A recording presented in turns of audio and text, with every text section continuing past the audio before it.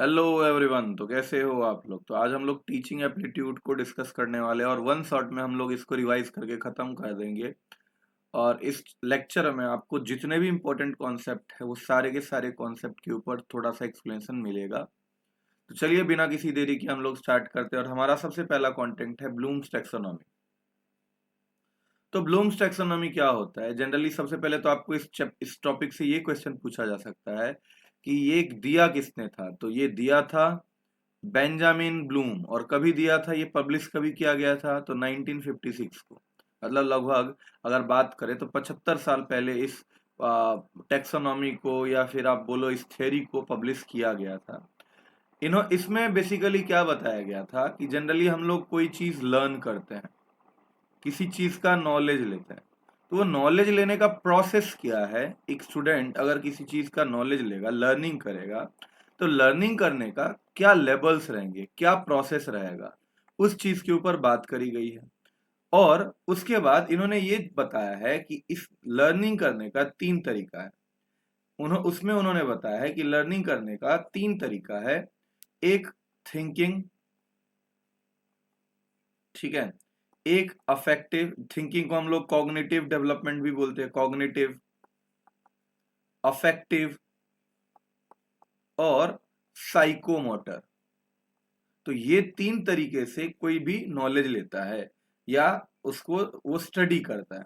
तो ये स्टडी करने के लेवल्स क्या हैं, उसी चीज के ऊपर इन्होंने टेक्सोनॉमी दिया हुआ था, जिससे कि टीचर ये समझ सके कि बच्चों को पढ़ाना कैसे। क्योंकि अगर टीचर को पहले पता रहेगा कि बच्चे पढ़ समझते कैसे, उनको समझने का लेवल क्या है, तो उस हिसाब से टीचर अपना क्या कर सकता है, अपने टेक्निक्स को यूज कर सकता है। तो importance, it provide structure approach. जैसे मैंने बताया कि एक अप्रोच, जिस अप्रोच से करिकुलम को डेवलप किया जाएगा, बच्चों से टेस्ट लिया जाएगा, असेस किया जाएगा उनको, ensuring that learning outcomes are clear and measurable. तो इस चीज के लिए ब्लूम टेक्सोनॉमी का इंपॉर्टेंस होता है। अभी जैसे मैंने आपको बताया, एक होता है कॉग्निटिव डोमेन, एक होता है अफेक्टिव डोमेन और एक होता है साइकोमोटर डोमेन। तो इन्होंने क्या बोला है, एक आप अगर देखोगे अपने बुक में, तो इस तरीके से एक ट्रायंगुलर शेप में ऐसे करके बनाया रहता है, जिसमें कि अगर कॉग्निटिव डोमेन की बात करें तो इसमें छह ये रहते हैं। सबसे पहले क्या रहता है, सबसे पहले रहता है नॉलेज। देखो वहां पे भी लिखा हुआ है नॉलेज। उसके बाद कॉम्प्रिहेंशन, इस तरीके से प्रेजेंट किया जाता है। उसके बाद आपको रहेगा एप्लीकेशन, अप्लाई करना। मैं सबको थोड़ा थोड़ा एक्सप्लेन करूंगा, पूरा डिटेल में तो नहीं जाऊंगा, क्योंकि अगर डिटेल में जाएंगे तो फिर कभी कंप्लीट हो ही नहीं पाएगा। क्योंकि अगर टीचिंग एप्लीट्यूड की बात करें तो ये 20 to 25 आवर्स में कंप्लीट होने वाला कंटेंट है, और इसको हम लोग 2-3 घंटे में कंप्लीट करने की ट्राई करेंगे। तो थोड़ा हमें जो है सो एफिशिएंट तरीके से काम करना पड़ेगा। और ये वैसे भी ये रिवीजन लेक्चर है। ये सिंथेसिस और अगला है इवेल्युएशन। तो कहने का मतलब, ये कॉग्निटिव डोमेन में मतलब दिमाग लगा के अगर बच्चे पढ़ते हैं तो सबसे पहले अगर टीचर या कोई चीज उनको सिखाया जाता है तो सबसे पहले वो नॉलेज गेन करते हैं, ठीक है। नॉलेज गेन करने के बाद कॉम्प्रिहेंसिव मतलब उस चीज को अंडरस्टैंड करते हैं। अब अगर समझो कोई टीचर है, अपने बच्चे को कुछ पढ़ा है, तो सबसे पहले नॉलेज सुनेगा बच्चा, तो पहला स्टेप हो गया। उसके बाद कॉम्प्रिहेंड करेगा, मतलब अंडरस्टैंड करेगा। अंडरस्टैंड करके वो अपने रियल लाइफ से उसको जोड़ के देखेगा, अप्लाई करेगा। अप्लाई करने के बाद उसको तोड़ेगा, एनालाइज करेगा, ठीक है। तोड़ेगा, डिवाइड करेगा, ठीक है। और उसके बाद तोड़ने के बाद सिंथेसाइज करेगा, सिंथेसिस करेगा, मतलब फिर तोड़ने के बाद जोड़ेगा चीजों को, ठीक है। और उसके बाद इवेल्युएट करेगा, मतलब अपने आप को चेक करेगा। क्या करेगा, चेक करेगा। तो ये लेवल होता है कॉग्निटिव डोमेन का ब्लूम्स टैक्सोनॉमी में, और ये सबसे इंपॉर्टेंट यही डोमेन है, कॉग्निटिव डोमेन। अब सर इसको याद कैसे करें। तो इसको याद करने के लिए ना आपको कसिया, देखो अगर कोई गांव का बंदा होगा तो कसिया वसिया बोलते हैं कि नहीं बोलते हैं। अगर किसी का नाम काशी है तो उसको कसिया बोलते हैं, तो कसिया, ठीक है। कसिया से आपको ये लेवल पता रहना चाहिए, आपको एग्जाम में बहुत बारी पूछा गया। कसिया से, तो के से नॉलेज, सी से कॉम्प्रिहेंशन, ए से एप्लीकेशन, ए से एनालिसिस, एस से सिंथेसिस, ई से इवेल्युएशन। अगला है कोई चीज को फील करके कैसे सीखा जाता है। तो सबसे पहले अगर ऐसे ही अगर लेवल ड्रॉ करने जाए तो सबसे पहले कोई चीज रिसीव करता है, जैसे समझो न्यूज़पेपर में कोई या फिर टीवी में कुछ देख रहा है, तो वो फील करेगा उस चीज को और उसका रिसीव करेगा, उसको रिसीव करेगा, उसके बाद रिस्पॉन्ड करेगा। अगर अच्छा लगेगा तो अच्छा वाहवाही करेगा उसको, या फिर उसको रिस्पॉन्ड करेगा जनरली। उसके बाद क्या करेगा, वो वैल्यू करेगा कि वो चीज अच्छा है या फिर बुरा है, फिर ऑर्गेनाइज करेगा, सिस्टमेटिक वे में उसको जोड़ेगा और फिर कैरेक्टराइज करेगा। इस तरीके से अफेक्टिव डोमेन काम करता है। तो इसको सर कैसे याद करें, तो आपको इसको याद करने के लिए डबल आर वोक ऐसे करके याद करना पड़ेगा, डबल आर वोक, ठीक है। तो इस तरीके से आपको याद करना पड़ेगा। अब साइकोमोटर डोमेन मतलब कोई चीज करके कैसे सीखते हैं। जैसे समझो कि कोई बाइक चलाना सीखता है, तो कैसे सीखता है, करके सीखता है ना। अगर उसको हम प्रैक्टिकल जैसे कॉग्निटिव डोमेन में हम कोई चीज पढ़ा रहे हैं, पढ़ा के तो बाइक नहीं सिखा सकते हैं, उसको तो करके खुद से सीखना पड़ेगा। तो अगर इस तरीके का कुछ फिजिकल मूवमेंट होता है, जैसे involve physical movement, coordination and motor skill, motor skill हमारे अपने बॉडी का यूज करके अगर हम कोई चीज सीखते हैं तो उसको हम क्या बोलते हैं, साइकोमोटर डोमेन में रखते हैं। अब साइकोमोटर डोमेन में जैसे समझो बाइक चलाना है, तो सबसे पहले अगर कोई बच्चा रहता है और बाइक चलाना सीखना चाहता है, सबसे पहले वो क्या करता है, इमिटेट करता है। इमिटेट का मतलब क्या होता है, कॉपी करना। जैसे बचपन में याद करो, अगर हमारे घर में बाइक लगा रहता था ना, तो हम लोग क्या करते थे, बाइक पे चढ़ जाते हैं, बूम बूम बूम करके आवाज करते रहते थे। तो हम क्या कर रहे थे, इमिटेट कर रहे थे, इमिटेट किया। उसके बाद फिर मैनिपुलेट करना, मैनिपुलेट करना मतलब अपने हिसाब से उसको चलाना, अपने हिसाब से उसको हमने चलाया, इसको ही हम लोग बोलते हैं मैनिपुलेट, अपने हिसाब से हमने काम किया। उसके बाद प्रिसाइजन, अब करते करते हम लोग के अंदर क्या आ जाएगा, हम लोग के अंदर होशियारी आ जाएगी, मतलब हम प्रिसाइज काम करने लगे, एकदम परफेक्ट काम करने लगे। फिर आर्टिकुलेशन, ये हम बराबर करते रहेंगे। और उसके बाद एंड में क्या हो जाएगा कि ये नेचुरलाइजेशन हो जाएगा, मतलब बाइक चलाना हमारे लिए इतना आसान होगा कि हम हाथ छोड़ के भी काम चला सकते हैं। मतलब कहने का मतलब क्या कि हम एकदम पारंगत हो गए हैं, तो नेचुरलाइजेशन। तो कहने का मतलब साइकोमोटर डोमेन में आप कैसे याद करोगे, इसको याद करने के लिए आप याद करोगे आई एम पैन, आई से इमिटेशन, एम से मैनिपुलेशन, पी से प्रिसाइजेशन, ए से आर्टिकुलेशन और एन से नेचुरलाइजेशन। अब आते हैं अगला। अब यहाँ पे देखो, याद करो हमने एक ब्लूम का टेक्सोनॉमी बनाया था और वहां पे हमने लिखा था, याद करो, जो कॉग्निटिव डोमेन था उसको याद करने के लिए हमने क्या कोड बनाया था, कसिया से कुछ लेना है तो कसिया से। तो के से क्या था हमारा, नॉलेज। सी से क्या था हमारा, कॉम्प्रीहेंशन। ए से क्या था हमारा, एप्लीकेशन था।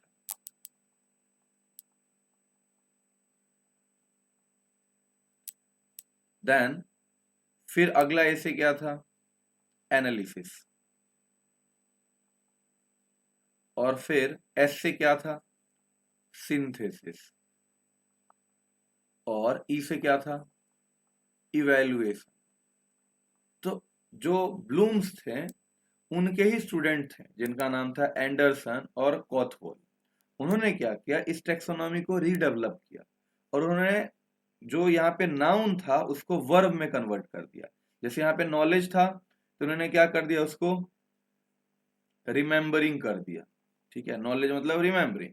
कॉम्प्रिहेंशन को उसने क्या कर दिया, अंडरस्टैंडिंग कर दिया, चेला ने, उनके स्टूडेंट ने, ठीक है।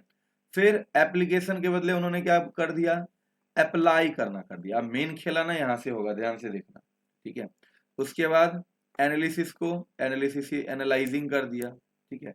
मेन खेला लास्ट के जो दो है ना उसमें होने वाला है, बाद बाकी सब कुछ सेम ही है, ठीक है। उसके बाद यहाँ पे सिंथेसिस को उन्होंने क्या कर दिया पता है, उसको उन्होंने कर दिया है इवेल्युएटिंग। पहले इवेल्युएटिंग कर दिया सिंथेसिस की जगह, जो लास्ट वाला था उसको सेकंड लास्ट कर दिया, और लास्ट में यहाँ पे क्या कर दिया, क्रिएटिंग कर दिया। तो ऐसे आपको याद रखना है कि कसिया से था, अभी आर यू इसको हम कैसे कर सकते हैं, RUAAEC,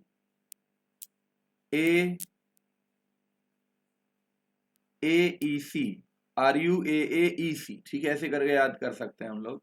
आर से रिमेम्बरिंग मतलब अपने डेटा जो फैक्ट्स तुम्हारे पास आया है उसको रिकॉल करना।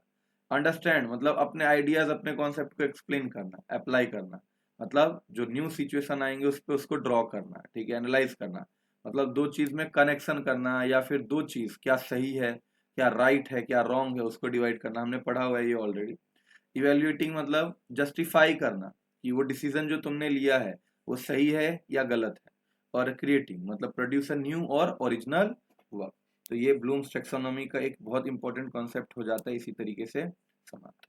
अब आते हैं अगला पॉइंट जिसको हम लोग बोलते हैं मूक। मूक का मतलब एम से क्या होता है, मैसिव, ओ से ओपन, ओ से ऑनलाइन, और सी से मैसिव ओपन ऑनलाइन कोर्स, ठीक है। मैसिव का मतलब क्या होता है, मैसिव का मतलब होता है बहुत बड़ा। ओपन मतलब सबके लिए फ्री है। ऑनलाइन मतलब इंटरनेट का यूज करके मिलेगा। और ये क्या, कोर्स, सी फॉर कोर्स मतलब पढ़ने के लिए कोर्स है, मतलब बहुत बड़े लेवल पे। ओपन मतलब फ्री में, और ऑनलाइन, और ये कोर्स है, ठीक है। अब मूक के बारे में आपको बस इतना पूछा जाएगा, आपको एक फुल फॉर्म पूछा जा सकता है कि मूक का फुल फॉर्म क्या है, तो मैसिव ओपन ऑनलाइन कोर्स। उसके बाद आपको पूछा जा सकता है कि मूक का क्वाड्रेंट क्या है, तो आप बोलोगे कि मूक का 4 क्वाड्रेंट है। सबसे पहले वीडियो लेक्चर, सबसे पहला वीडियो लेक्चर्स मतलब कुछ प्री रिकॉर्डेड कंटेंट रहेंगे, और उसके साथ मटेरियल्स भी अवेलेबल रहेंगे। उसके बाद दूसरा कंटेंट रहेगा कि वो रीडिंग मटेरियल आपको मिलेगा, और आप उससे क्या कर सकते हो कि आर्टिकल, ई बुक्स, ये सब आपको मिलेंगे, जिससे कि आप अपने स्टडी को और बेहतर बना सकते हो, ठीक है। उसके बाद तीसरा, सेल्फ असेसमेंट करने के लिए आपको क्विजेस दिए रहेंगे। पढ़ने का तरीका क्या होता है, सबसे पहले आपको पढ़ाया जाएगा, तो मतलब आपको क्या दिया जाएगा, वीडियो लेक्चर दिया जाएगा। उसके बाद आपको नोट्स दिए जाएंगे, तो मतलब सप्लीमेंट्री नोट्स, ठीक है। उसके बाद फिर तीसरा, तीसरे में आप क्या करोगे, अपने आप को असेस करोगे कि आप कितने पानी में हो। और लास्ट में क्या होता है पता है, डिस्कशन फोरम होता है, मतलब कोई चीज, कोई आपको कुछ समझ में नहीं आया तो आप क्या करोगे, वहां पे पोस्ट कर दोगे, और वहां पे जितने लोग पढ़ रहे रहेंगे वो आपके साथ डिस्कस करके आपके डाउट्स को क्लियर कर देंगे। देखो यहाँ पे प्योर इंटरेक्शन मतलब अपने सहपाठियों के साथ क्या करने वाले हो, आप इंटरेक्ट करने वाले हो, अपने डिस्कशन करोगे, अपने पॉइंट्स को क्लियर करोगे। आगे स्वयं, स्वयं क्या होता है, स्वयं को याद करने के लिए आप ऐसे इसका फुल फॉर्म याद कर लो सबसे पहले, study web of active young aspiring mind. Study web of active young aspiring mind, ये ना सबसे पहला मूक था, फर्स्ट मूक इन इंडिया। ये इंडिया का सबसे पहला मूक, ठीक है। और इसको डेवलप किसने किया था, तो मिनिस्ट्री ऑफ एजुकेशन और गवर्नमेंट ऑफ इंडिया ने, फर्स्ट मूक ऑफ इंडिया। और इंट्रोड्यूस किसने किया था, तो गवर्नमेंट ऑफ इंडिया ने। अच्छा, वेब पोर्टल, इसका जो वेब पोर्टल रहता है, जो वेब पेज रहता है जहां पे जाके इसके कंटेंट्स मिलते हैं, इसको मैनेज कौन करता है, तो इसको मैनेज करता है इन फ्लिप नेट। ये 3 वर्ड से जुड़ा है। इन मतलब क्या हुआ, इंफॉर्मेशन, लिब का मतलब क्या हुआ, लाइब्रेरी, और नेट का मतलब क्या हुआ, नेटवर्क, ठीक है। तो ये इंफॉर्मेशन लाइब्रेरी नेटवर्क, ये आप पोर्टल को मेंटेन करता है स्वयं का। और ये इन्फ्लीमेट जो है ना, मूक का भी पोर्टल जो है मैनेज करता है। और इसका प्रिंसिपल्स क्या है, मतलब ये स्वयं बनाने का मकसद क्या था, तो सबको क्वालिटी एजुकेशन एक्सेस मिले, ठीक है। उसके बाद इक्विटी हो, इक्विटी मतलब सबके साथ मतलब इक्विटी मतलब जिसको जो चीज का रिक्वायरमेंट है उस तरीके से उसको वो रिक्वायरमेंट फुलफिल कराया जाए, ठीक है। और इक्वालिटी, इक्वालिटी मतलब किसी के साथ भेदभाव नहीं हो, सबको एजुकेशन मिल जाए। अब इस स्वयं को चलाने के लिए 10 नेशनल कोऑर्डिनेटर है। ये कौन 10 नेशनल कोऑर्डिनेटर है, तो ये देखो, सबसे पहले आईआईटी, सबसे पहले कौन है, आईआईटी है। आईआईटी मतलब इंडियन इंस्टीट्यूट ऑफ टेक्नोलॉजी, उस पे जो कंटेंट डालता है वो इंजीनियरिंग और टेक्नोलॉजी से रिलेटेड कंटेंट यहाँ पे डाला जाता है। इग्नू डिस्टेंस एजुकेशन, ये उससे रिलेटेड कंटेंट डालता है, जो चीज ये पढ़ा सकता है वो उस चीज से डिस्टेंस एजुकेशन को कंटेंट क्लियर देता है। और इग्नू का फुल फॉर्म क्या होता है ये भी पूछा जा सकता है आपसे, Indira Gandhi national open university. और यूजीसी ह्यूमैनिटीज और सोशल साइंस रिलेटेड कंटेंट डालता है। और यूजीसी का फुल फॉर्म क्या होता है, यूनिवर्सिटी ग्रांट कमीशन। ये किसके रिकमेंडेशन पे यूजीसी को डेवलप किया था, तो याद करो, राधा कृष्णन कमिटी के द्वारा ये यूजीसी को डेवलप किया गया था। याद करना, ये सब चीज भी एग्जाम में आएंगे आपको। उसके बाद नेप्टेल, नेप्टेल का मतलब क्या होता है, नेशनल प्रोग्राम्ड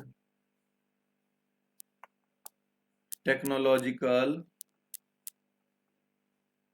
इनहेंस्ड लर्निंग। तो नेप्टेल का मतलब क्या फुल फॉर्म होता है, national programmed technical enhanced learning. तो यहाँ पे इंजीनियरिंग और टेक्नोलॉजी से रिलेटेड चीजों को पोस्ट किया जाता है ये।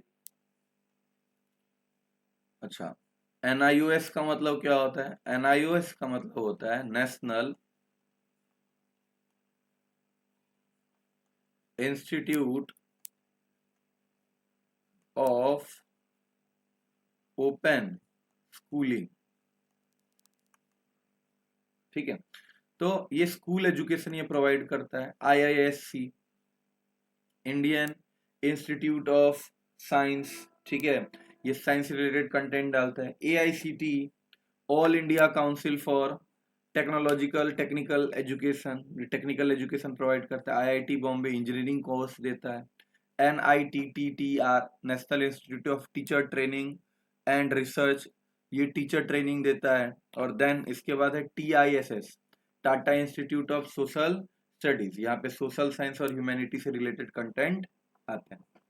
अब अगर आगे जाए स्वयं प्रभा, तो वो क्या था, वो इंटरनेट पे आपको कंटेंट मिल रहा है। लेकिन स्वयं प्रभा क्या है, स्वयं प्रभा एक सैटेलाइट बेस्ड चैनल है। ये क्या है, चैनल है, जैसे टीवी पे आते हैं ना चैनल, जैसे सेट मैक्स और star gold, Colors TV, star plus, ये सब चैनल्स आते हैं ना। अब सीरियल देखना है तो अपन स्टार प्लस देखते हैं, ठीक है। और उसके बाद फिर हम लोग अगर स्पोर्ट्स देखना है तो स्टार स्पोर्ट्स देखते हैं। तो ऐसे चैनल्स है ना, वैसे स्वयं प्रभा पढ़ने लिखने के लिए क्या है, चैनल्स हैं, पढ़ने वाले चैनल्स हैं, जिसपे सैटेलाइट बेस्ड जो है सो कंटेंट आता है। तो सैटेलाइट कौन है, तो GSAT-15, ये भी क्वेश्चन एग्जाम में बहुत बारी पूछा गया है कि कौन से सैटेलाइट, तो GSAT-15 ऑपरेटेड बाय गांधीनगर से ऑपरेट किया जाता है, गुजरात, गांधीनगर गुजरात से, ठीक है। और यहाँ पे कितने चैनल्स हैं, टोटल 40 एजुकेशनल चैनल्स हैं। और इसको ऑपरेट करने वाला गवर्नमेंट ऑफ इंडिया है। और जनरली यहाँ पे क्या किया जाता है, कंटिन्यूस एजुकेशनल कंटेंट दिया जाता है थ्रू सैटेलाइट। कंटिन्यूस कंटेंट, जैसे सीरियल कंटिन्यूस आता रहता है ना, वैसे यहाँ पे एजुकेशनल कंटेंट कंटिन्यूसली आने वाले हैं, ठीक है। अब हम देखते हैं, यहाँ से एक और क्वेश्चन पुट किया जाता है, आपको पूछ लिया जाएगा कि चैनल नंबर बताइए, और उस चैनल नंबर पे उस चैनल का नाम क्या है, उसको कंट्रोल मतलब चलाता कौन है, कंडक्टेड बाय, ठीक है, कौन वीडियोस बनाता है। और आपको पूछा जाएगा कि इसका थीम क्या है, तो ये याद करना पड़ेगा। और जनरली 1 से 10 तक तो आपको आना ही चाहिए, आना ही मतलब आना ही चाहिए, ठीक है। अब देखो यहाँ ये चैनल, टोटल चैनल्स हैं, ठीक है, प्रोस्पेक्टस का ही इमेज मैंने यहाँ पे उठाया।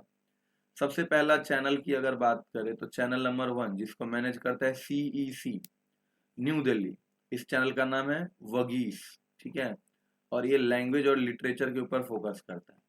चैनल नंबर 2 है जिसका नाम है, जो कंट्रोल देखो सारा CEC 10 तक पूरा ना CEC ही कंट्रोल कर रही है, देखो यहाँ से।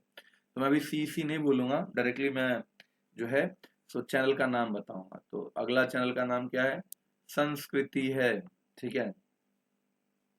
उसके बाद तीसरे चैनल का नाम प्रबोध है।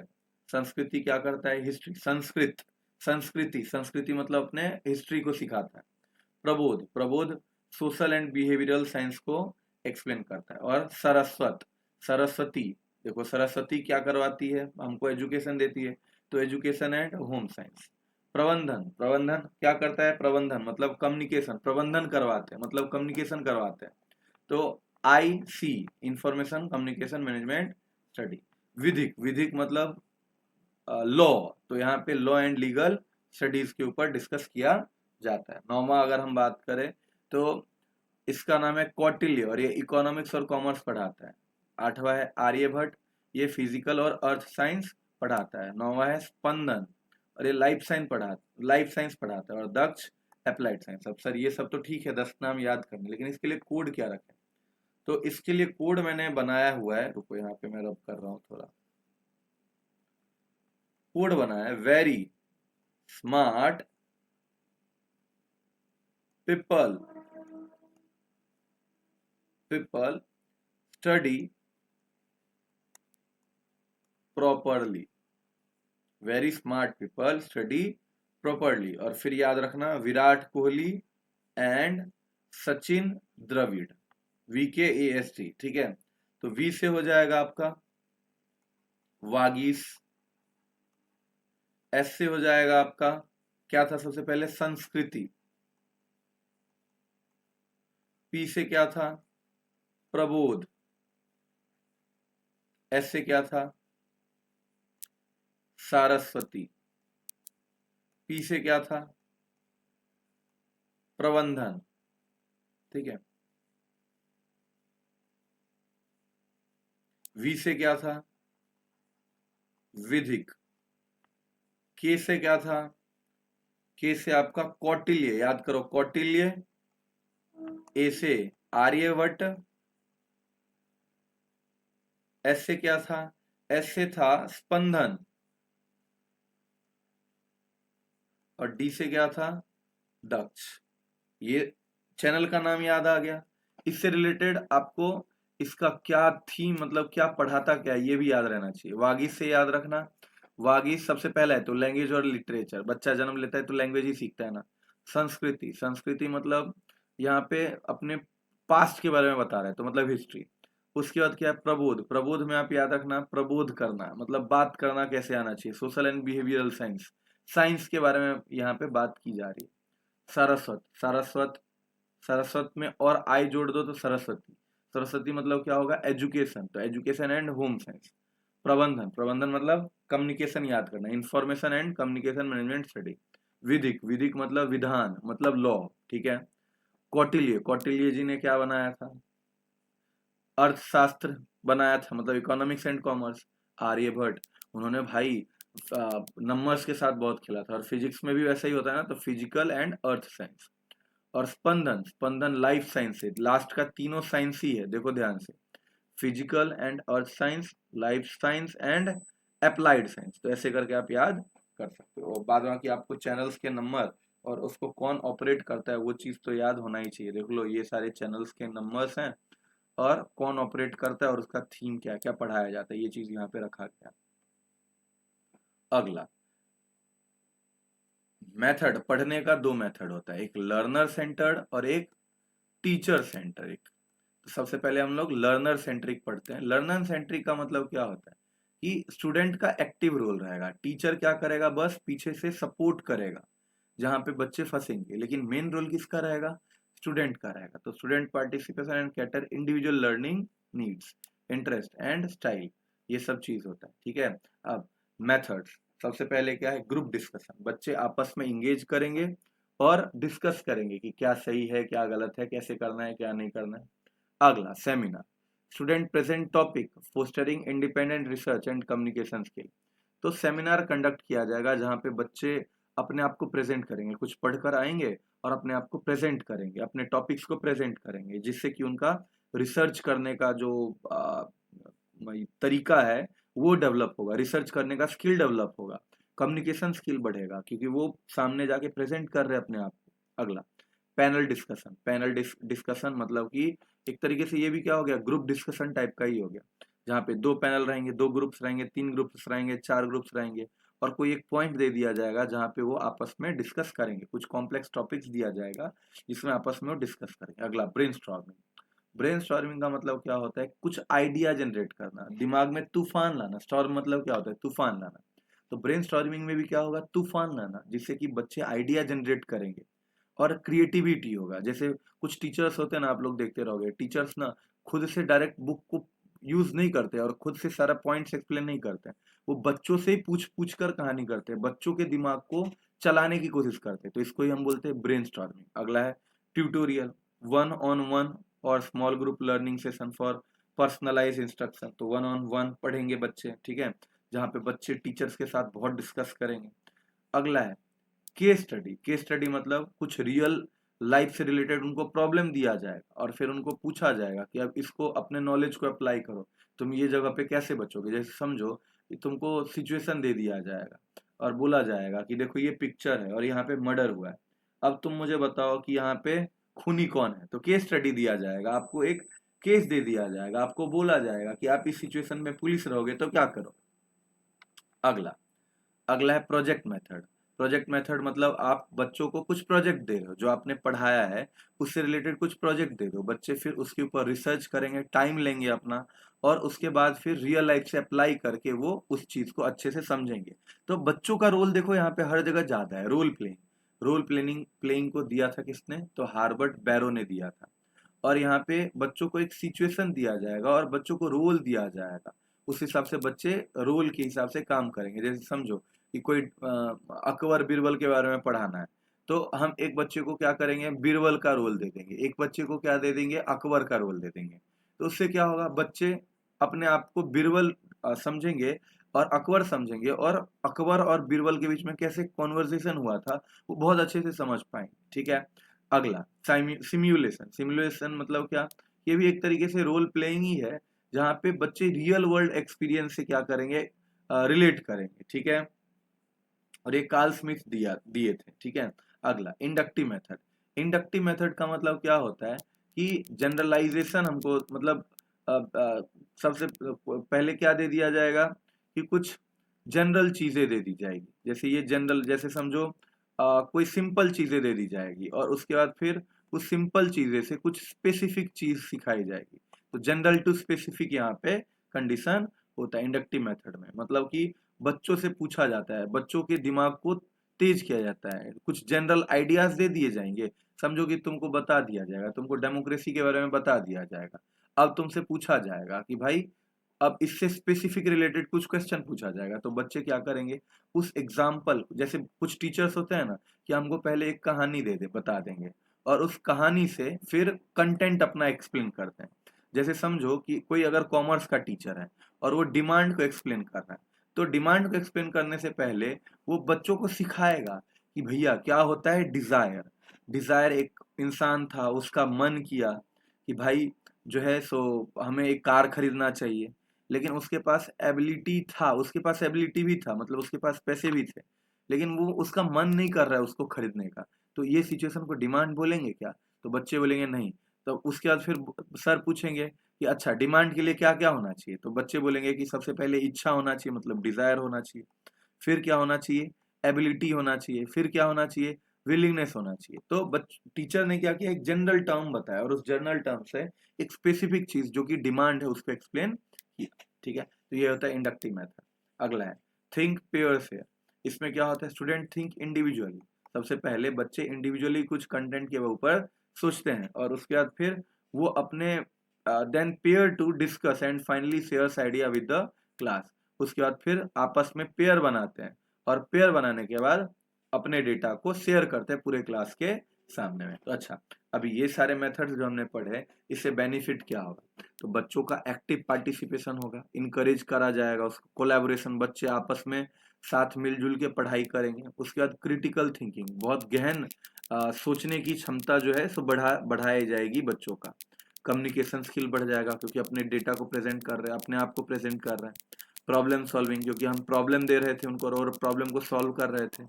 इंटरपर्सनल मतलब एक दूसरे से बात कैसे करना है, डिस्कस कैसे करना है, वो चीज सीखेंगे, ठीक है।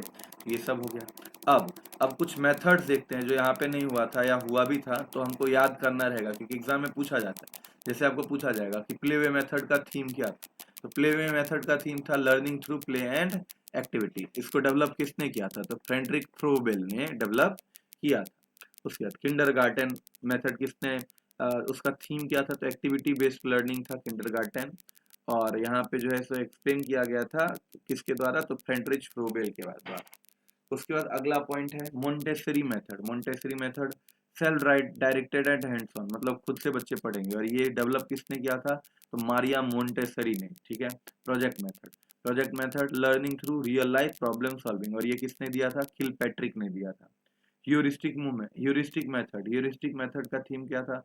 डिस्कवरी बेस्ड लर्निंग था, मतलब मैं खुद कर सकता हूँ।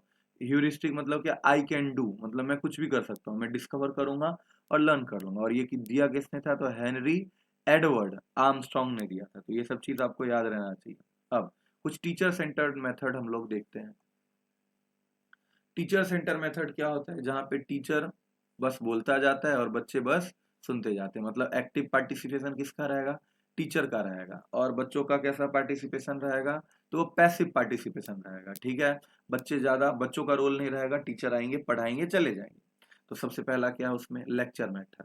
यहाँ पे टीचर क्या कर रहे हैं? कंटेंट डिलीवर कर रहे हैं और स्ट्रक्चर मैनर में, और स्टूडेंट क्या कर रहा है? सुन रहा है। ठीक है, चुपचाप। उसके बाद टीम टीचिंग, 2-3 टीचर आ गए और फिर दोनों तीनों टीचर मिलके कोई एक कंटेंट के ऊपर डिस्कशन करवा रहे हैं, समझा रहे हैं। उसके बाद टीवी वीडियो प्रेजेंटेशन। यहाँ पे क्या होता है? मल्टीमीडिया का यूज किया जाता है, टीवी का यूज किया जाता है, लेक्चर्स दिए जाते हैं। जैसे कि मैं अभी आपको क्या कर रहा हूँ? टीवी वीडियो प्रेजेंटेशन ही दे रहे हो ना, तो इसको ही क्या बोलते हैं? TV video presentation. अगला है डायरेक्ट टीचिंग, जहाँ पे बच्चे को डायरेक्टली एक्सप्लिसिट इंस्ट्रक्शन दिया जाएगा। मतलब यहाँ पे इंडक्टिव मेथड नहीं यूज किया जा रहा है, यहाँ पे डिडक्टिव मेथड यूज कर रहा है, जहाँ पे बच्चे को डायरेक्टली क्या किया जाएगा? डेटा दिया जाएगा और बच्चे क्या करेंगे? उसको लर्न कर लेंगे। अगला डिमॉन्स्ट्रेशन मेथड। बच्चों को जैसे प्रैक्टिकल्स में क्या होता है? अगर हम बात करें लेबोरेटरी में जाते हैं, तो केमिस्ट्री के लैब में अगर जाते हैं या फिर लैब में जाते हैं, तो लैब में जाके हम लोग क्या करते हैं? बच्चों को कुछ डिमॉन्स्ट्रेट करके दिखाते हैं कि देखो ये लिटमस पेपर है, इसमें हम लोग एसिड डालेंगे तो ये कलर आ जाएगा, बेस डालेंगे तो ये कलर हो जाएगा। ठीक है। और अगला डिडक्टिव मेथड। डिडक्टिव मेथड मतलब क्या होता है? कुछ जनरल प्रिंसिपल देंगे और फिर स्पेसिफिक एग्जाम्पल उसके ऊपर दे देंगे। मतलब यहाँ पे कुछ कहानी नहीं बताएंगे, डायरेक्टली जनरल कहानियां बताएंगे। और मतलब जनरल प्रिंसिपल जैसे हम बता देंगे कि भाई देखो यहाँ पे, वहां पे क्या था? हम कहानी बता रहे थे और बच्चों के मुंह से ही आंसर ले रहे थे इंडक्टिव मेथड में। और यहाँ पे जैसे जनरल प्रिंसिपल दे दिया जाएगा, आपको बोला जाएगा कि देखो ए प्लस बी का होल स्क्वायर है और यहाँ पे अप्लाई करना है तुमको A square plus B square plus 2ab। तो यहाँ पे कुछ लॉजिक नहीं बताया जाएगा, बच्चे को बस बता दिया जाएगा कि ये फॉर्मूला है, आप क्वेश्चन के आंसर को यहाँ पे इम्प्लीमेंट करो। तो बच्चे यहाँ पे कुछ अपना दिमाग एक्टिव पार्टिसिपेशन नहीं कर रहे हैं। ठीक है। अगला कोऑपरेटिव लर्निंग। कोऑपरेटिव लर्निंग का मतलब क्या है? Student work together in group to achieve shared learning goals. आपस में बैठ के अपने लर्निंग गोल्स को पूरा करने वाला है। अगला मेथड। अब इसके मेथड क्या है? तो पीयर सपोर्ट। पीयर सपोर्ट मतलब student support each other in learning task, आपस में सब लोग मिलजुल के काम करने वाले हैं। अगला group method. Group method student work in small group to complete assignment. एक असाइनमेंट दिया जाएगा और ग्रुप बनाया जाएगा, तो आपस में ये सब क्या करेंगे? मिलके काम पूरा करेंगे। अगला रोल प्लेइंग। रोल प्लेइंग मतलब बच्चों को रियल लाइफ रूल्स दिए जाएंगे और उस रूल्स के अकॉर्डिंगली उनको काम करना रहेगा। Student take a different role to stimulate real life situation. ठीक है। जैसे उनको रोल दे दिया जाएगा कि तुम अगर कंज्यूमर रहोगे तो कब डिमांड करोगे, कब सप्लाई करोगे, क्या करोगे क्या नहीं करोगे, तो रोल दे दिया जाएगा सिंपली। ठीक है। अगला इंक्वायरी बेस्ड लर्निंग। बच्चों को दिया जाएगा कुछ इंक्वायरी बेस्ड क्वेश्चनियर तैयार करो। समझो, उनको बोल दिया कि क्वेश्चनियर तैयार करो और क्वेश्चनियर तैयार करके तुम जाओ लोगों से क्वेश्चन पूछो, तो इंक्वायरी करो। तो inquiry based learning student actively participate in the learning process by asking question and exploring solution. लोगों से क्वेश्चन पूछा जाएगा और आंसर ढूंढ के लाया जाएगा। अगला expert method. Student become expert, कोई टॉपिक दिया जाएगा उनको, उसके ऊपर वो एक्सपर्टीज करेंगे और फिर उस टॉपिक को उनको टीच करना रहेगा दूसरे बच्चों को या फिर क्लास में। इसको बोलते हैं एक्सपर्ट मेथड। ठीक है। अगला फिश बॉल लर्निंग मेथड। इसमें क्या होता है ना कि समझो एक एक ग्रुप है, यहाँ पे 5 लोग सर्कल में बैठे हुए हैं और यहाँ पे क्या हो रहा है? डिबेट हो रहा है। और यहाँ पे इसको भी सर्कल बना के पूरे ऑडियंस बैठे हुए हैं और ये जो पढ़े लिखे लोग हैं, बहुत तेज लोग हैं, ये लोग जो आपस में बात कर रहे हैं ये सब लोग क्या करेंगे, सुनेंगे, और सुन सुन के क्या करेंगे, सीखेंगे। तो इसको हम लोग क्या बोलते हैं, fish bowl learning. One group discusses a topic while other observe and reflect. अगला है एक्सपर्ट जिगसॉ। ये मेथड क्या बताता है, कोऑपरेटिव लर्निंग टेक्निक है where student first become expert, expert बनेंगे कुछ स्पेसिफिक पार्ट के ऊपर, then share their knowledge in expert group. एक ग्रुप बनाया जाएगा और उस ग्रुप में क्या करेंगे, अपने ओपिनियंस को शेयर करेंगे। अब इसका बेनिफिट क्या होता है, तो ये कम्युनिकेशन स्किल को इम्प्रूव करता है, लीडरशिप स्किल को इम्प्रूव करना है, आपस में कोऑपरेशन जैसा मूवमेंट करता है, और प्रॉब्लम सॉल्विंग स्किल्स को भी डेवलप करता है। ठीक है, चलिए आगे चलते हैं हम लोग। अब लर्निंग थ्योरीज में आपको बताऊंगा। तो लर्निंग मतलब थ्योरीज जो है ना, एक है आपका स्टिमुलस थ्योरी, ठीक है। उसके बाद अगर मैं बात करूं स्टिमुलस रिस्पॉन्स थ्योरी, उसके बाद अगर मैं बात करूं तो उसके बाद है कॉग्निटिव थ्योरी।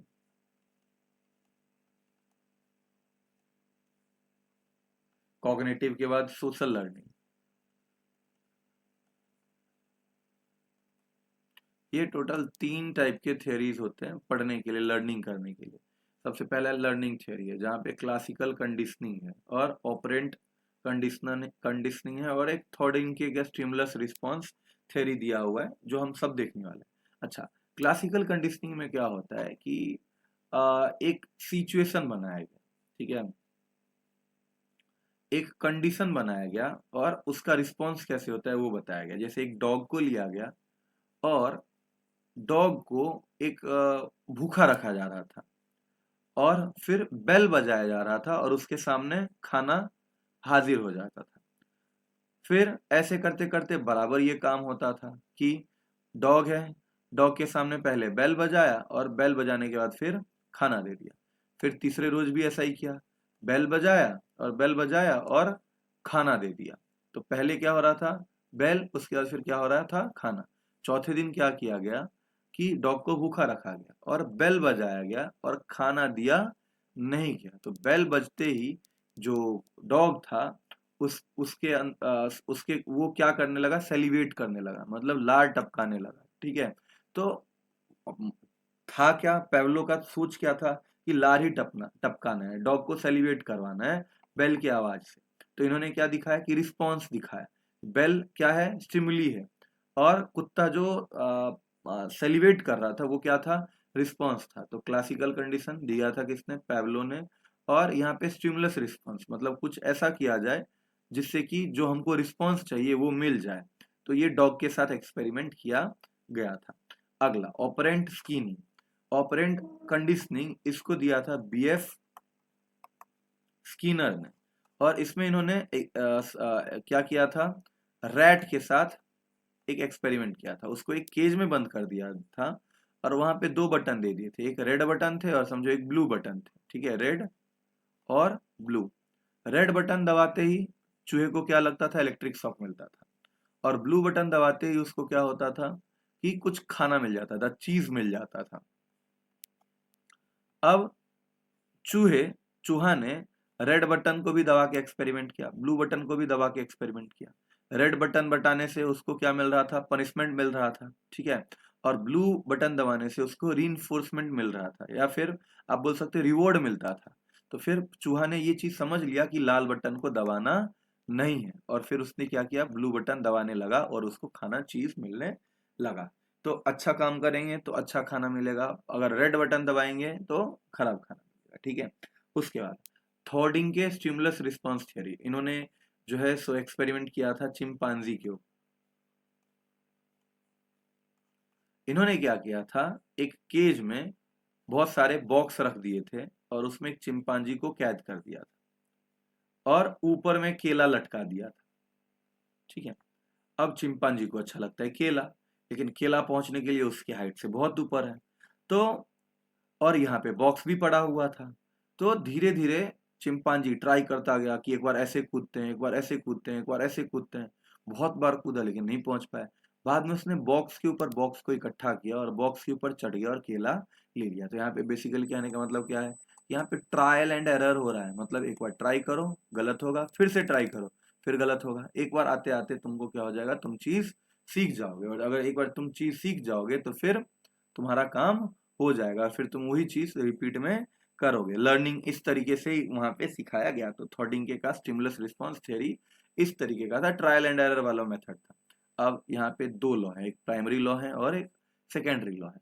प्राइमरी लॉ आपको याद करना है, आपको जनरली इसमें से क्वेश्चन क्या पूछा जाएगा कि प्राइमरी लॉ में क्या क्या है और सेकेंडरी लॉ में क्या क्या है। तो अपना ये 3 पॉइंट याद कर लो, तो आपको जो बचा रहेगा वो सेकेंडरी लॉ में आ जाएगा। तो आप इस तरीके से, और इसको याद करने के लिए री याद कर लो, री। ठीक है, री का मतलब readiness exercise effect, readiness exercise effect, readiness exercise effect, ऐसे करके याद कर लो। अगला लर्निंग थ्योरी में कॉग्निटिव थ्योरी, जहां पे अपने दिमाग से वहां पे स्टिमुलस और रिस्पॉन्स मतलब कुछ करने के बाद क्या रिस्पॉन्स आता है वो देखा गया था।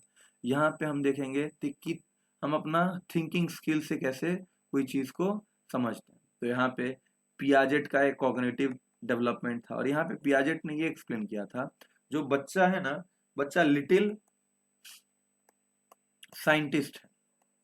बच्चा क्या करता है, अपने से खुद ब खुद सीखता है, करते करते करते करते करते सीखता है। ठीक है, तो ये बताया था पियाजेट ने कि कॉग्निटिव डेवलपमेंट कैसे होता है कि बच्चे जो है ना खुद से नॉलेज को कंस्ट्रक्ट करते हैं through interaction with their environment. उनके आसपास जो चीज है उसको देखते देखते वो सीख जाते हैं। जैसे लैंग्वेज, लैंग्वेज बच्चे कैसे सीखते हैं, आपस के एनवायरनमेंट में लोग बातचीत करते हैं, उससे ही फिर वो बच्चे लैंग्वेज सीख जाते हैं। तो इन्होंने भी वही चीज बोला कि बच्चे अपने आप कंस्ट्रक्ट करते हैं नॉलेज को, ठीक है, अपने थिंकिंग स्किल से। वहां पे क्या बोला था कि ट्राई और एरर करो, स्टिमुलस रिस्पॉन्स करो, तब नॉलेज होगा, लर्निंग होगा। तो यहाँ पे इन्होंने क्या बोला, यहाँ पे इन्होंने बोला कि बच्चे ना खुद सोच सोच के अपने एनवायरनमेंट को देख देख के चीजों को सीख जाते हैं। अब पियाजेट ने अपने टोटल थ्योरीज में 4 स्टेज लिया, एक सेंसरी मोटर, एक प्री ऑपरेशनल, उसके बाद कंक्रीट, और देन उसके बाद क्या था, उसके बाद था फॉर्मल। अब इस स्टेजेस के क्या फीचर्स हैं वो हम लोग अभी देखने की कोशिश करते हैं। तो इसके स्टेजेस में अगर मैं कुछ की पॉइंट्स निकालूं, तो सबसे पहले क्या है, सेंसरी मोटर। ये age 2 years, less than 2 years के बच्चों के लिए ये सेंसरी मोटर स्टेज रहता है। प्री ऑपरेशनल 2 से 7 एज, ये 7 से 12, ठीक है, और 7 से 11, माफ करना, 7 से 11, और ये मोर देन 11। सेंसरी मोटर में क्या होता है, बच्चे छू छू के, सेंसरी मोटर मतलब क्या, छू छू के, समझ समझ के कोई चीज को सीखते हैं। जैसे छोटा बच्चा है, वो कोई गर्म चीज छू लेगा, तो उससे क्या होगा, बच्चे को पता चलेगा कि हाँ अगली बार इसको छूना नहीं है, तो अपने सेंसेस को यूज करता है, ठीक है, और उसके बाद कोई चीज सीखता है, तो उसको हम लोग बोलते हैं सेंसरी मोटर स्टेज, ठीक है। उसके बाद pre operational stage, pre operational stage में 2 से 7 साल में बच्चे को कोई ये नहीं रहता है, लॉजिक नहीं रहता है, इलॉजिक बात करते हैं। जैसे बोलते रहेंगे ना कि पापा पापा मुझे ये कर दो, मुझे ये हीरो बनना है, कार्टून देखते रहते हैं बच्चे। तो यहाँ पे कोई लॉजिकली काम करने वाले नहीं है, ठीक है। और यहाँ पे ईगो सेंट्रिक होते हैं, मतलब ईगो उनके अंदर बहुत सारा रहता है, ठीक है। और ये स्टेज में बच्चे लैंग्वेज को भी डेवलप करते हैं, ठीक है। अगला कॉन्क्रीट, जो कि 7 से 11 साल के बच्चों के लिए रहता है। यहाँ पे ना बच्चे लॉजिक समझ जाते हैं। यहाँ पे उनको जो है सो सीरीज, मतलब उनको जो है सो कोई चीज दिया जाएगा, फॉर्मूला वगैरह दिया जाएगा, तो वो क्या कर सकते हैं, फॉर्मूला से सॉल्यूशन कर सकते हैं। लॉजिक पे काम कर लिया उन्होंने, लेकिन थिंकिंग अभी डेवलप उनका नहीं हुआ है, ठीक है। और यहाँ पे क्या करेंगे, ये जो 11 से ऊपर वाले हो गए, यहाँ पे क्या होगा, यहाँ पे खुद के डिसीजन ले सकते हैं, सेल्फ डिसीजन ले सकते हैं। देन प्रॉब्लम सॉल्विंग नेचर इनके अंदर आ जाएगा, ठीक है। और यहाँ पे लॉजिकली नहीं, यहाँ पे हाइपोथेटिकल डेटा भी समझ पाएंगे, ठीक है, कि अज्यूम करो ऐसे होता है वैसे होता है, तो अजम्पशन भी ये ले सकते हैं, ठीक है। तो ये हो गया आपका पियाजेट का कॉग्निटिव डेवलपमेंट थ्योरी। अगला है वाइगोत्स्की का सोशल डेवलपमेंट। वाइगोत्स्की ने क्या बोला कि जो बच्चे होते हैं ना, आपस में अपने सराउंडिंग को देखते हैं, और सराउंडिंग को देख देख के क्या करते हैं, सीख जाते हैं, मतलब सोशल इंटरेक्शन करके। कल्चर में जितने लोग रहते हैं, उनके मम्मी पापा, उन सबसे बातचीत करते करते बात चीजों को सीख जाते हैं। उन्होंने ही एक पॉइंट बनाया था जिसका नाम था ZPD, zone of proximal development. इन्होंने ये बोला था कि बच्चों का ना एक पोटेंशियल पोटेंशियल होता है। एक बच्चे एक्चुअली वहां तक पहुंचते हैं, समझो ये एक गोल है, एक ये रेस है, ये रेस में बच्चे एक्चुअल यहाँ पे पहुंच पाए, ठीक है, और उनका पोटेंशियल यहाँ तक पहुंचने का है, समझो ये 2 किलोमीटर है और इस दोनों के बीच में 5 किलोमीटर, ठीक है, तो ये 2 किलोमीटर दौड़ा है, लेकिन दौड़ने के लिए 7 किलोमीटर भी दौड़ सकता था। एक्चुअल और पोटेंशियल के बीच में उनके पास क्या है, ZPD है, मतलब zone of proximal development, develop कर सकता है। तो इसके लिए ZPD रहता है, इसको ही ZPD बोलते हैं। और यहाँ पे क्या होता है, MKE मतलब more knowledgeable, MKP more knowledgeable person आता है। और ये ZPD जो एरिया रहता है इसमें बच्चों को मोटिवेट करता है और बच्चे 2 किलोमीटर से और 5 किलोमीटर भाग के चले जाते हैं, गाइडेंस मिलता है MKP से, ठीक है। अब आगे लर्निंग थ्योरीज। लर्निंग थ्योरीज है एक सोशल लर्निंग थ्योरी, ठीक है, एक ही लर्निंग थ्योरी है सोशल लर्निंग थ्योरी, जो एल्बर्ट बंडूरा ने दिया था। उन्होंने क्या बोला था कि ऑब्जर्व करते हैं बच्चे, क्या करते हैं, दूसरों को देखते हैं और दूसरों को देख के कोई चीज को सीखते हैं, ठीक है, और फिर पहले तो वो देखते हैं और उसके बाद फिर अपने लाइफ में उसको अप्लाई करते हैं, ठीक है।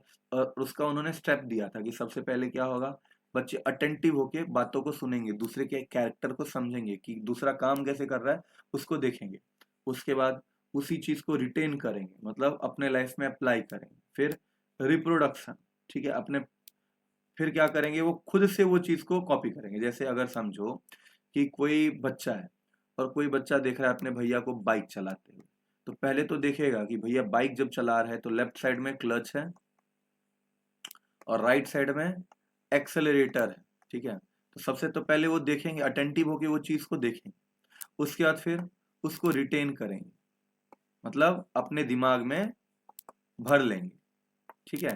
और उसके बाद क्या करेंगे, रिप्रोडक्शन, जब उनको मौका मिलेगा तो वो अपने हिसाब से फिर क्लच को दबाएंगे, एक्सीलेटर को दबाएंगे, फिर चलाते चलाते उनको उनको क्या मिलेगा, मोटिवेशन मिलेगा। तो फिर मोटिवेशन मिलेगा तो फिर वो चीज रिपीट में करेंगे और रिपीट में करते करते वो चीज सीख जाएंगे। तो ये आपका learning theory, social learning theory Albert Bandura के द्वारा दिया गया। तो अब हम लोग पढ़ते हैं कोहलबर्ग मोरल डेवलपमेंट थ्योरी। तो यहाँ पे कोहलबर्ग ने जो है तो बच्चों का मोरल डेवलपमेंट कितना हुआ है ये चेक करने के लिए ये थ्योरी बनाया हुआ था। और उन्होंने एक रिसर्च किया हुआ था अपने 72 अपने क्लास के 72 बॉयज के साथ, ये रिसर्च किया था। इन्होंने क्या किया था कि एक कहानी बताया बच्चों को, हैंज स्टील द ड्रग्स। और ये कहानी का ये टाइटल था। ये कहानी कैसा था कि हेंज करके एक पर्सन था, वो बहुत पुअर था और उसकी वाइफ हो जाती है बीमार, ठीक है। बीमार को हम क्या सिक बोले हैं यहाँ पे, ठीक है, बीमार हो जाती है, उसकी वाइफ हो जाती है सिक, ठीक है, और उसके लिए चाहिए रहता है मेडिसिन। और हेंज जाता है शॉप में, मेडिसिन शॉप में जाता है, मेडिसिन शॉप वाले बोलते हैं कि पैसे दो, और इसके पास पैसे तो रहते हैं नहीं। तो हेंज क्या करता है, रात में जाता है और मेडिकल शॉप से चोरी करता है, स्टील करता है ड्रग्स को, ठीक है। अब ये कहानी बताया गया और बच्चों से पूछा गया कि ये जो हेंज ने ड्रग्स चोरी किया है, ये इसने सही काम किया कि गलत काम किया, समझ में आ रहा है। और फिर बच्चों ने अपने उस हिसाब से रिस्पॉन्स दिए होंगे और फिर उन्होंने देखा होगा कि किसका कौन से लेवल में कितना मोरल डेवलपमेंट हो रहा है। तो अब इसमें ना टोटल 3 स्टेजेस हैं। एक सबसे पहला स्टेजेस है 4 से 10 साल का, उसके बाद 10 से 13 साल का, और फिर 13 से ज़्यादा साल का, ठीक है। तो इन्होंने देखा कि जब 4 से 10 साल के बच्चे हैं, उनको जो चीज़ सही आप बोलोगे वही चीज़ को वो मान लेते हैं, उनका मोरल डेवलपमेंट उतना ही है। अगर आप बोलोगे कि ये बढ़िया बात है, ओबीडियंट ओबीडियंट उनको बोल दोगे कोई काम को, तो बोलेंगे ठीक है यही चीज़ सही है, ठीक है। और अगर आप बोलोगे कि नहीं ये काम मत करो, इससे पनिशमेंट मिलता है, तो वो क्या करेंगे, वो चीज़ को नहीं करेंगे। तो ओबीडियंट और पनिशमेंट जैसा सिचुएशन रहता है, ठीक है। उसके बाद अगर हम बात करें दूसरे स्टेज में, तो कन्वेंशनल, यहाँ पे morality based on societal rules. Society उनको के उनके बारे में क्या सोचता है उसके ऊपर जो है सो ये उनका मोरल डेवलपमेंट होता है। और अगला पोस्ट कन्वेंशन मतलब फिर अब ये किसी के नहीं सोचेंगे, ये ना ही अपने मम्मी पापा का सोचेंगे, ना ही सोसाइटी के रूल्स बिलीव्स को सोचेंगे। इनको जो चीज सही लगता है, इनके हिसाब से जो चीज सही है, उसी चीज को ये फॉलो करेंगे। तो यही होता है कोलबर्ग मोरल डेवलपमेंट। अगला है Erik Erikson stages of psychological development. तो डेवलपमेंट कैसे होता है, साइकोलॉजिकल डेवलपमेंट कैसे होता है, इस चीज के ऊपर यहाँ पे डिस्कस किया गया है। तो Erik Erikson theory psychological stages on development through out the persons life, कि पर्सन के लाइफ में साइकोलॉजिकल डेवलपमेंट किस तरीके से होता है। ठीक है, सबसे पहला स्टेज है 0 से 1 ईयर का इन्फेंसी। यहाँ पे बच्चे ना किसी के ऊपर जल्दी ट्रस्ट नहीं करते हैं, मम्मी को बस ट्रस्ट किया और बाद में किसी के गोदी में चला गया तो बच्चा रोने लगता है। तो ट्रस्ट वर्सेस मिसट्रस्ट का कहानी रहता है। उसके बाद 1 से 3 साल की एज में ऑटोनॉमी, उनको आजादी चाहिए। ठीक है, और सेम और डाउट, अगर गलत काम कर लिए तो फिर अपने आप पे सेमफुल भी हो जाएंगे, अपने आप के डाउट करेंगे क्या है, मैंने ये सही किया था क्या ये। ठीक है, उसके बाद प्री स्कूल 3 to 6 ईयर, यहाँ पे बच्चे इनिशिएटिव लेंगे, खुद से इनिशिएटिव लेंगे कोई चीज करने के लिए, और अगर सही हो जाता है तो बहुत बढ़िया मोटिवेटेड हो जाएंगे, और गलत हो जाएगा तो गिल्ट हो जाएगा उनको। ठीक है, उसके बाद 6 to 12 ईयर्स में बच्चे आप अपने आप को देखेंगे कि वो क्या प्रोडक्टिव हैं या इन्फीरियर हैं। अगर प्रोडक्टिव हैं तो मोटिवेटेड, अगर इन्फीरियर हैं तो demotivated. Adolescence age 12 to 18 years, यहाँ पे बच्चे अपने आप को देखते हैं, अपने आप को आइडेंटिफाई करते हैं कि मेरा जन्म किस वजह से हुआ। और अगर नहीं आइडेंटिफाई कर पाए तो अपने आप में कंफ्यूज रहेंगे कि मैं क्या करना चाहता हूँ, मुझे कुछ पता नहीं है। जैसे जनरली 10th के बाद हम लोग कंफ्यूज हो जाते हैं ना कि क्या ले, आर्ट्स ले, साइंस ले, कॉमर्स ले। तो ये होता है एडोलिसेंस के टाइम। फिर यंग चाइल्ड एडल्टहुड, यहाँ पे इंटीमेसी, हम लोगों से प्यार करते हैं। ठीक है, और हम या तो प्यार करते हैं, अगर प्यार करेंगे तो लोगों से जुड़ के रहेंगे, और अगर नहीं वो चीज हो पाएगा तो हम दुनिया से अलग थलग रहेंगे, आइसोलेटेड रहेंगे। ठीक है, उसके बाद मिडिल एडल्टहुड, यहाँ पे हम जनरेटिविटी एंड स्टैग्नेशन देखते हैं, और मैच्योरिटी 65+, अभी ना हमारे अंदर ईगो आ जाता है। ठीक है, और या तो हम साथ में रहेंगे या तो फिर अपने परिवार से अलग हो जाएंगे। तो ये साइकोलॉजिकल डेवलपमेंट एक इंसान का बताया गया था एरिक एरिक्सन के द्वारा। अगला है Howard Gardner theory of multiple intelligence. Intelligence का मतलब होता है बुद्धि, क्षमता। ठीक है, अब बच्चों का क्षमता कहाँ है, इंटेलिजेंस कहाँ है, ये गार्डनर ने 1983 में दिया था इंटेलिजेंस के ऊपर, बच्चों के क्षमता के ऊपर। तो क्षमता, इंटेलिजेंस क्या क्या है, लिंग्विस्टिक, बच्चे किसी बच्चे के अंदर क्या रहता है, बोलने का और लिखने का बहुत अच्छा क्या रहता है, उनके पास स्किल्स रहता है। उसके बाद लॉजिकल मैथमेटिकल, कुछ बच्चों के पास क्या रहता है, नंबर्स के साथ खेलने में बहुत मजा आता है, और वो क्या करते हैं, प्रॉब्लम सॉल्विंग करते हैं। ठीक है, खुद से प्रॉब्लम, मैथमेटिक्स के डेटा में बहुत मजा आता है, रुचि आता है उनको। म्यूजिकल, म्यूजिकल मतलब क्या, उनको रिम, पिच, ये सारी चीज़ों के ऊपर, मतलब गाना गाने वाला उनके पास क्या रहता है, कला रहता है, इंटेलिजेंस रहता है। उसके बाद बॉडीली काइनेसिस, जैसे स्पोर्ट्स पर्सन रहते हैं ना, उनके अंदर क्या रहता है, बॉडीली काइनेस्थेसिस स्किल्स रहता है, इंटेलिजेंस रहता है। उसके बाद स्पेशियल, स्पेशियल मतलब क्या होता है, स्पेशियल का मतलब होता है कि कुछ बच्चों के अंदर होता है ना कि इमेजिन बहुत अच्छा कर पाते हैं, तो ये होता है इमेजिन करना। ठीक है, कि जैसे पेंटिंग करने से पहले इमेजिन करते हैं, इस तरीके से पेंटिंग करेंगे तो कैसा होगा, और फिर इमेजिन करके एक बहुत शानदार पेंटिंग तैयार कर लेते हैं। अगला है इंटरपर्सनल, इंटरपर्सनल जिसका कम्युनिकेशन स्किल बहुत अच्छा रहता है, अपने सामने वाले पर्सन से बहुत अच्छे से बात कर पाते हैं। और इंट्रापर्सनल, इंट्रापर्सनल मतलब खुद के बारे में जान सकते हैं कि भैया हम अपने बारे में सेल्फ अवेयरनेस करना कि हम क्या हैं क्या नहीं है। ठीक है, अगला नेचुरलिस्टिक, जिसको एनिमल, प्लांट, इन्वायरमेंट, इन सब से बहुत ज्यादा प्यार रहता है, और वो उससे रिलेटेड उनके पास बहुत नॉलेज रहता है, प्यार रहेगा तो नॉलेज हो ही जाएगा उस चीज के बारे में। तो नेचुरलिस्ट। उसके बाद एग्जिस्टेंशियल, हमारा जन्म किस वजह से हुआ है, भगवान है कि नहीं है। ठीक है, तो ये सारे पॉइंट हो गए हॉवर्ड गार्डनर के इंटेलिजेंस के। अगला लर्निंग डिसऑर्डर हम लोग देख रहे हैं। लर्निंग डिसऑर्डर क्या होता है, कुछ बच्चे होते हैं ना, कुछ प्रॉब्लम रहता है, जो उनको उस बात समझने में टाइम लगता है, या फिर कुछ बोलने में, सुनने में, समझने में कुछ प्रॉब्लम होता है, उसको ही हम बोलते हैं लर्निंग डिसऑर्डर। लर्निंग डिसऑर्डर में सबसे पहले डिसलेक्सिया है। डिसलेक्सिया मतलब जो कुछ रिटन वर्ड समझ नहीं पाते, रिकॉग्नाइज कर पाते नहीं कर पाते। जैसे एस लिखा हुआ है, ये एस को सिंबल को रिकॉग्नाइज नहीं कर पाएंगे, और उनका जन्म के टाइम में बहुत टाइम लग जाता है उनको अल्फाबेट्स लिखने में। ठीक है, अगला डिसकैलकुलेसिया, जहाँ पे मैथमेटिकल कॉन्सेप्ट तुम समझ नहीं पाते हो अच्छे से, इसको हम लोग डिसकैलकुलेसिया बोलेंगे। ग्राफिया, ग्राफिया मतलब तुम लिख नहीं सही से पा रहे हो, यहाँ पे लिखे हुए चीजों को समझ नहीं पा रहे हो, और यहाँ पे तुम लिख नहीं पा रहे हो। एडीएचडी, बीच बीच में तुम्हारा कंसंट्रेशन लैप्स कर जाता है, उसको एडीएचडी बोलते हैं। उसके बाद ऑडिटरी प्रोसेसिंग डिसऑर्डर, यहाँ पे क्या होता है कि आप जो है ना जो आवाज है उसको इंटरप्रेट नहीं कर पाते हो, आप समझ नहीं पाते हो कि क्या वो किस चीज का आवाज है क्या नहीं है। ठीक है, अगला विजुअल प्रोसेसिंग डिसऑर्डर, यहाँ पे हम विजुअल इंफॉर्मेशन देख नहीं पाते हैं सही से, समझ नहीं पाते हैं चीजों को। ठीक है, अगला non verbal learner disability, difficulty with social interaction, motor coordination, मतलब हम सोशली किसी से इंटरवेन नहीं कर पाते, इंटरेक्ट नहीं कर पाते हैं। उसके बाद हमारे हैंड बॉडी मूवमेंट बरोबर नहीं हो पाता है। अगला डिस्फेसिया, डिस्फेसिया मतलब होता है स्पीकिंग डिसऑर्डर, मतलब बोल नहीं पा रहे हो।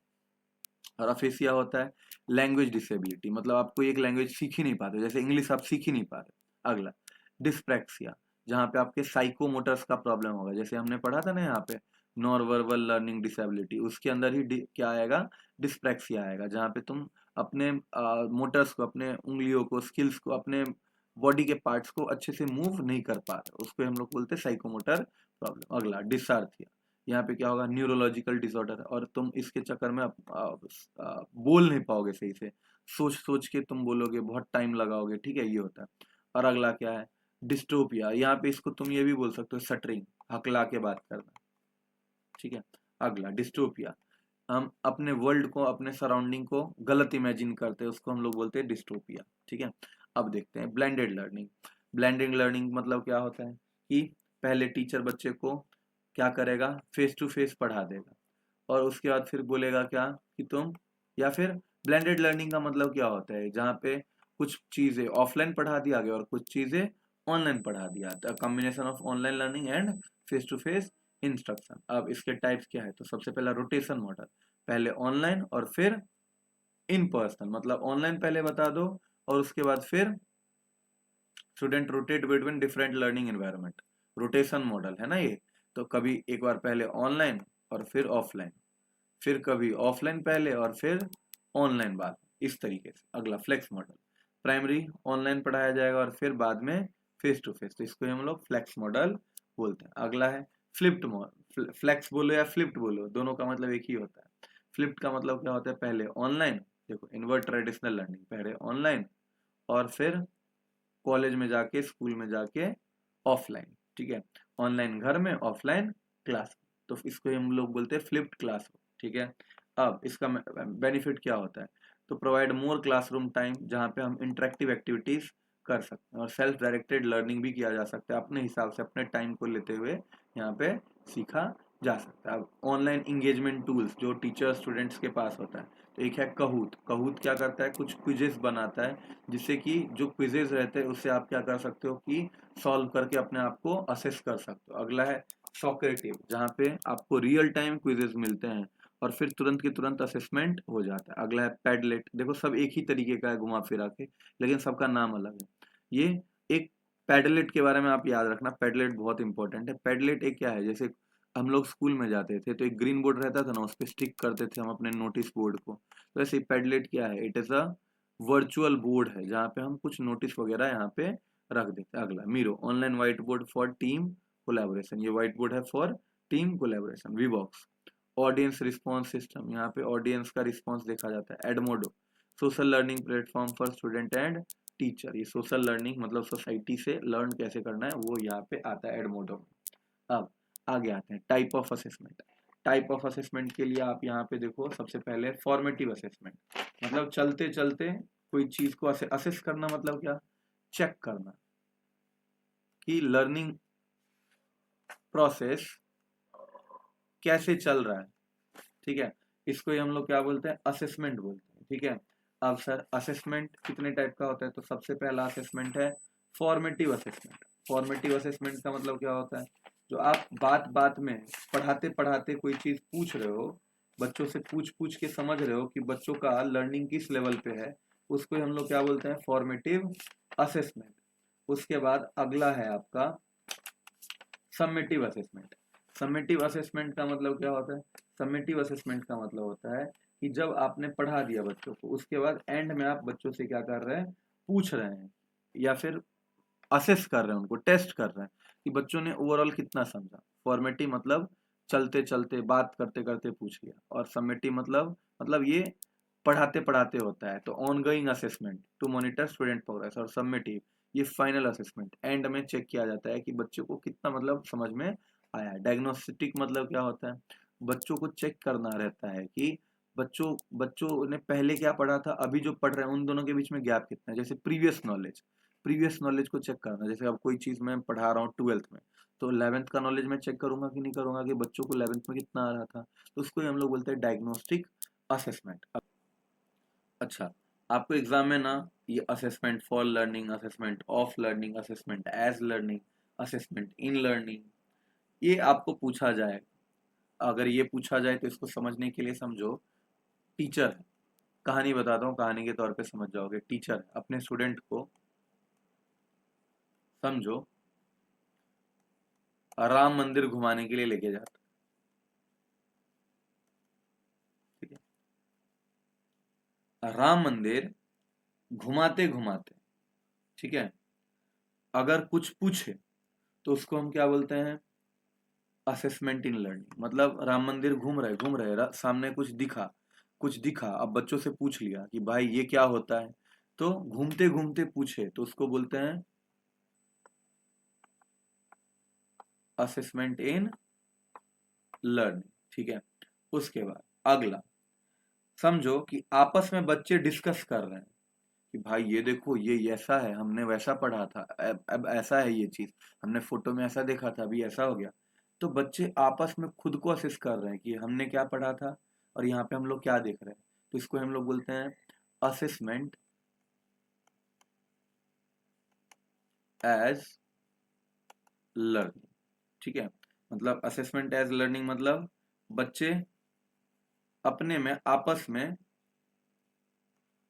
पीयर डिस्कशन कर रहे हैं, तो इसको हम लोग क्या बोलते हैं? Assessment as learning. अब सर असेसमेंट ऑफ लर्निंग क्या होता है? और उससे पहले हम देखते हैं असेसमेंट फॉर लर्निंग क्या होता है। फॉर से याद करना फॉर्मेटिव, फॉर्मेटिव में मतलब हमने क्या पढ़ा था कि घूमते घूमते हम कोई चीज पूछ रहे हैं, एक हिस्सा कंप्लीट हो गया, एक हिस्सा के बाद वो चीज पूछ लिया, दूसरा हिस्सा कंप्लीट हो गया, दूसरे हिस्सा के बारे में पूछ लिया। मतलब पार्ट पार्ट करके हम लोग क्या करते हैं, पार्ट पार्ट करके कोई भी चीज को स्टडी करते हैं, ठीक है। टीचर एक पार्ट राम मंदिर का घूम लिया, अब ये क्वेश्चन लो तुम्हारे लिए। फिर दूसरे पार्ट में जैसे होता है ना, हम लोग क्या करते हैं, चैप्टर वाइज यूनिट टेस्ट देते हैं, उसको हम लोग क्या बोलेंगे? Assessment for learning. और असेसमेंट ऑफ लर्निंग क्या होता है कि हम लोग क्या कर रहे हैं कि एक टोटल ओवरऑल पूरा हमने राम मंदिर घूम लिया, राम मंदिर घूमने के बाद क्या करेंगे हम लोग? अगले दिन टेस्ट लेंगे, तो उसको ही क्या बोलेंगे हम लोग? ये फाइनल अचीवमेंट चेक करता है, तो इसको हम लोग ऑफ लर्निंग बोलते हैं, ठीक है।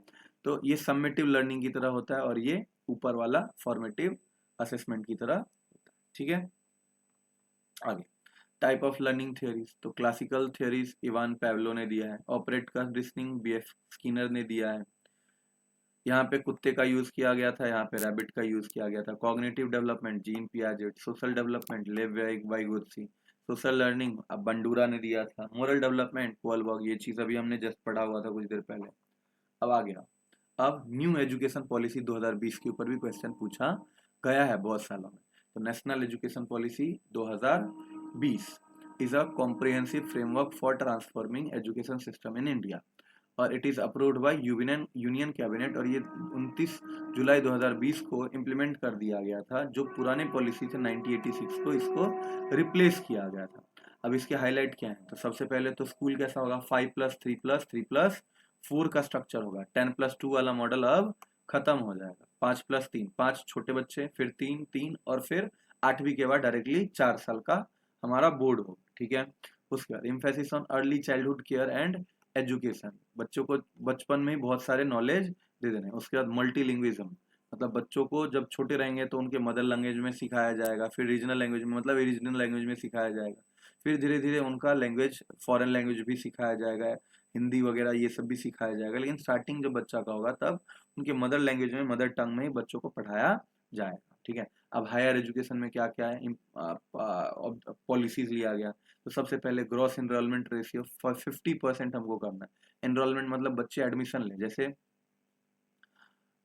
12th तक तो कर लिया, लेकिन 12th के बाद बच्चे आगे कंटिन्यू नहीं कर पाते हैं। जैसे 100 बच्चे हैं ना, तो 100 में से 20 बच्चे ही आगे कंटिन्यू कर पाते 12th के बाद, तो उसको ही कन्वर्ट कितने पे करना है, 50% एटलीस्ट। मतलब 100 बच्चे अगर 12th पास किए तो 50 बच्चे तो आगे जाने चाहिए। और ये टारगेट कब तक का रखा गया है, 2035 तक का रखा गया है। मल्टी डिसिप्लिनरी इंस्टीट्यूशन, मतलब यहाँ पे बहुत सारे सब्जेक्ट को मर्ज करके चीजों को सिखाया जाएगा। कॉमर्स, आर्ट, साइंस सब कुछ जोड़ा जाएगा यहाँ पे। अगला, establishment of higher education commission, HECI। और ये क्या करा जाएगा यहाँ पे, ये रेगुलेशन बनाएगा। क्या बनाएगा, ये रेगुलेशन बनाएगा, कैसे काम क्या होना चाहिए। अगला, अब हम देखते हैं वोकेशनल एजुकेशन। वोकेशनल मतलब कि जो डांस, वोकेशनल डांस हो गया, स्किल्स हो गए, ये सारे चीज़ों के ऊपर ध्यान दिया जाएगा। और इसको, इसके ऊपर बच्चों को इंटर्नशिप दिया जाएगा, जिससे कि बच्चों को एक्स्ट्रा करिकुलर एक्टिविटी भी आ जाए। अगला, फोकस ऑन टेक्नोलॉजी। टेक्नोलॉजी को फोकस करने के लिए उन्होंने क्या किया, technology based learning, digital tools apply किया है, ऑनलाइन प्लेटफॉर्म लगाया जैसे स्वयं प्रभा है। ठीक है, ये सारी सारी चीज़ों को और डेवलप किया जाएगा। और टेक्नोलॉजी इस्टेब्लिश कौन करेगा, तो नेशनल एजुकेशन टेक्नोलॉजी फोरम, इसको हम लोग शॉर्ट में क्या बोलते हैं, NETF। ठीक है, इसने, इसको इस्टेब्लिशमेंट हुआ, इस चीज़ का इस्टेब्लिशमेंट हुआ है, नेशनल एजुकेशन टेक्नोलॉजी फोरम का। अगला, असेसमेंट रिफॉर्म। असेसमेंट के लिए कंपटीशन, कॉम्पिटेंसी बेस्ड लर्निंग होगा। मतलब यहाँ पे चेक किया जाएगा। और introduction of holistic report. Holistic report card मतलब ओवरऑल जितना कुछ है बच्चों का, वो सारा कुछ इस रिकॉर्ड में आ जाएगा। अगला, इक्विटी एंड इंक्लूजन। यहाँ पे हर जेंडर को इंक्लूड किया जाएगा, किसी के साथ भेदभाव नहीं होगा। अगर कोई इकोनॉमिकली डिसएडवांटेज ग्रुप है, जैसे कि आदिवासी लोग हैं, हो गए, SC ST ये लोग हो गए, ये लोग क्या हो गए, डिसएडवांटेज ग्रुप हो गए, तो इनको भी ऐड करा जाएगा। उसके बाद टीचर एजुकेशन एंड डेवलपमेंट के लिए क्या किया गया है, तो by 2030 all teachers must have 4 year integrated course. मतलब 12th के बाद पहले क्या करते थे, 3 साल लोग ग्रेजुएशन करते थे, और ग्रेजुएशन के बाद 2 साल का B.Ed करते थे। अभी क्या होगा, 12th के बाद डायरेक्टली 4 साल का इंटीग्रेटेड कोर्स हो जाएगा। तो आई होप आपको ये वीडियो समझ में आया होगा। मोटा मोटी इतने ही इम्पोर्टेंट कंटेंट हैं। इस इम्पोर्टेंट कंटेंट को अगर आपने कर लिया तो फिर आपका जय जय हो जाएगा। मतलब 5 में से 3 4 5 क्वेश्चन तुम कर लोगे आराम से। अब तुमको क्या करना है, ये सारे कंटेंट के अलावा और कोई कंटेंट देखना नहीं है, और अभी मॉक टेस्ट सॉल्व करना शुरू कर देना है, तो तुम्हारा काम हो जाने वाला है। चलिए मिलते हैं अगले टॉपिक में फिर से, तब तक के लिए टाटा बाय बाय।